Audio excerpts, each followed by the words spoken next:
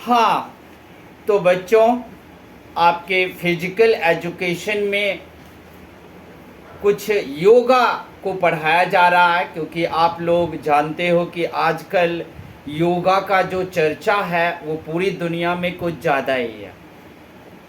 क्योंकि आप देखते हो कि 800 करोड़ लोग हो गए पूरी दुनिया में। अगर ये सारे लोग एक साथ बीमार पड़ जाएं, तो क्या हम सबको हॉस्पिटल में बेड भी दे पाएंगे? नहीं। तो इसे ठीक करने के लिए शुरू से ही, प्राचीन काल से ही हमारे गुरु पतंजलि, चरक, सुश्रुत ये सब मानते थे कि कोई ऐसा युक्ति होना चाहिए जिससे कि हम ज़्यादा से ज़्यादा वो हो सके, क्या हो सके, स्वस्थ हो सके। ऐसी कोई अगर युक्ति निकल करके आ जाए तो ज़्यादा अच्छा है। और उन्होंने फिर, हमारे योग गुरुओं ने योग को जन्म दिया। योगा चीन में देखोगे ज़्यादा से ज़्यादा लोग टेक्नोलॉजी, हॉस्पिटल को छोड़कर भारत से योगा टीचर को मंगाकर और ज़्यादा से ज़्यादा योगा सीख रहे हैं और काफ़ी स्वस्थ भी रह रहे हैं। सबसे बड़ी बात यह है, अमेरिका से भी लोग भारत से योगा टीचर मंगा रहे हैं। यानी कि योगा भारत की देन है और पूरी दुनिया इसे अपना रही है। और हम ये कहते हैं कि जिस तरीके से योगा के क्षेत्र में नौकरी और जॉब मिल रहा है, ऐसे में योगा हमारे अर्थव्यवस्था और जीडीपी और सकल घरेलू उत्पाद में काफ़ी महत्वपूर्ण योगदान दे सकता है। तो आइए, पहले भी हमने योगा के बारे में कुछ आपको बताया है, और मतलब पतंजलि के योग सूत्र नामक किताब के बारे में उसके 8 चरणों को बताया था कि 7 चरण के बाद ही आपको ध्यान मिलेगा। आज हम आपको आपकी किताब से पढ़ाने जा रहे हैं योग क्रियाओं का परिचय। क्या होगा? योग क्रियाओं का परिचय। मतलब कि योगा को जानने के बाद इसके जो क्रिया है, पहले आप उसका परिचय देख लें। तो सबसे पहले है आसन। आसन क्या होता है? तो आसन एक विशेष प्रकार का आसन होते हैं जिसे हम मुद्रा भी कहते हैं। क्या कहते हैं उसे? हम उसे मुद्रा भी कहते हैं। ये एक विशेष प्रकार का आसन होता है। महर्षि पतंजलि ने आसन का अर्थ दिया है स्थिर रहना और एक मुद्रा में रहना। दूसरा है आपके पास प्राणायाम। आसन के बाद क्या आता है? प्राणायाम आता है। तो प्राणायाम किसे कहते हैं ये आपको देखना है। प्राणायाम का मतलब होता है श्वास पर नियंत्रण। क्या होता है? श्वास पर नियंत्रण, यानी कि सांस पर नियंत्रण रखोगे।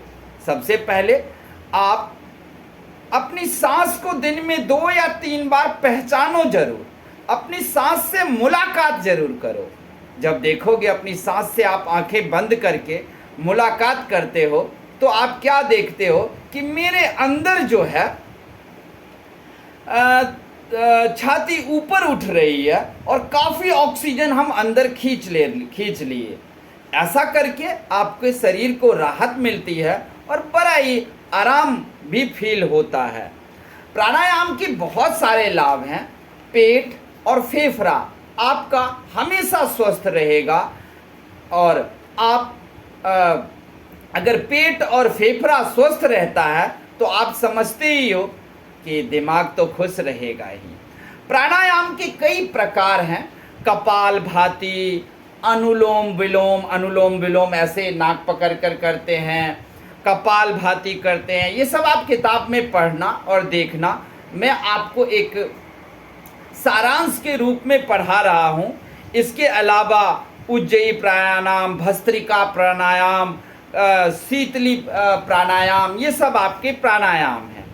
उसके बाद आता है प्राणायाम के बाद ध्यान।